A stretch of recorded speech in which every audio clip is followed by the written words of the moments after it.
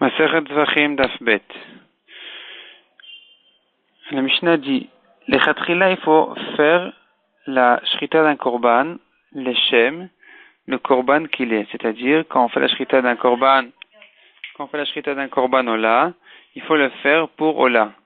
Et un korban shlamim pour shlamim et de même pour tous les korbanot. Quel est le din de quelqu'un qui a fait la shrita d'un korban avec l'intention d'un autre korban?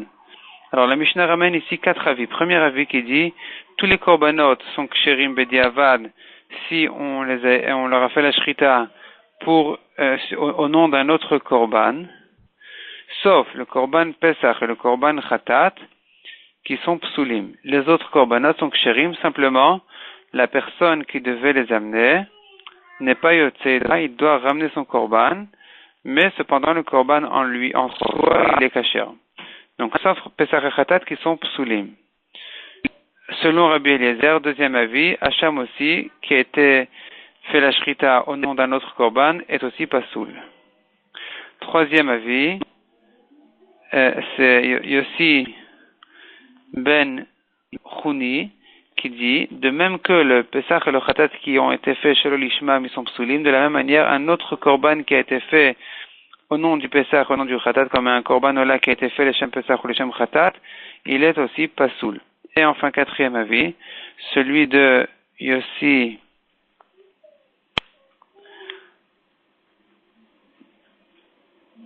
Shimon Achi Azaria, qui dit que ça dépend. Si le korban a été fait le Shem korban plus kadosh que lui, il est kasher, mais si c'est un korban plus kadosh qui a été fait au nom d'un korban moins kadosh, il est pasoul. Et la Mishnah décrit quels sont les degrés de Kedusha qu'il y a dans les korbanot.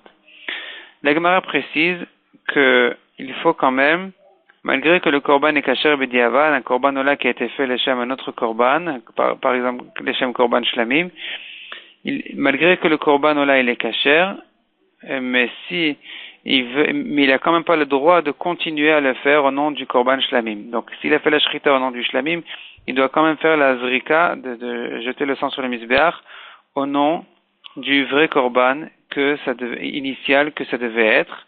La Gemara ramène dessus aussi bien une sevara qu'un pasouk. Donc c'est comme ça la halacha. Ensuite, la Gemara pose la question, quelle est la différence entre les korbanot et le get? Pourquoi est-ce qu'un korban qui a été fait bestama, donc le shochet n'a pas précisé s'il a fait l'Eshem korban un tel ou il a rien dit, il a fait la shrita sans rien dire, sans préciser pour quel korban il veut le faire. Ce korban-là, bestama, il est kasher. Alors qu'à propos du get, la lacha est que si le sofer écrit un get sans avoir l'intention de cette femme précise-là, eh bien, le get est pasoul. La Gemara explique la réponse. La différence est la suivante. Le korban, il n'attend que d'être sacrifié l'Eshem, ce fameux korban-là. Donc même bestam, qu'on n'a pas eu aucune intention, il est de toute façon réservé à ce korban-là, donc c'est quand même kasher. Tandis qu'une femme, elle n'est pas réservée à être divorcée, elle est pas prête à ça. Et donc, puisque le get a été écrit bestam, il est pasoul.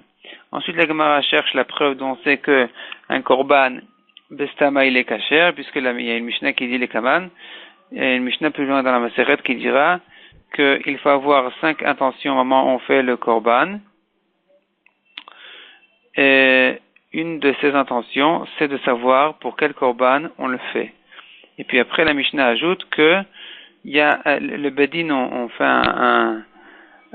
une intention générale sur tous les korbanot, qu'il soit fait chaque korban, l'Eshem son korban, le korban qu'il faut.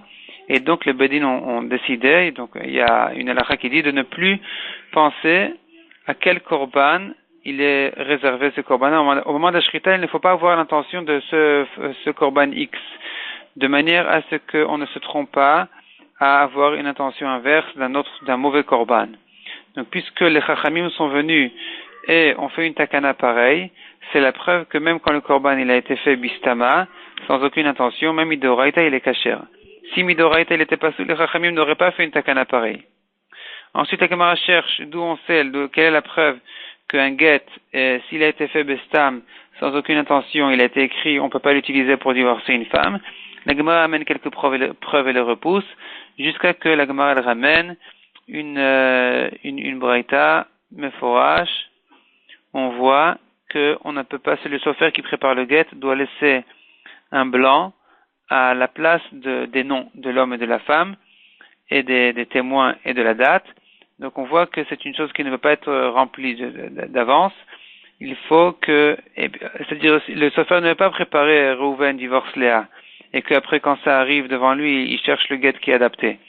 Puisque ce guet-là n'a pas été fait, l'échem, cette femme-là précise. Donc on voit qu'un guet qui a été fait Bestama, il est pas soul.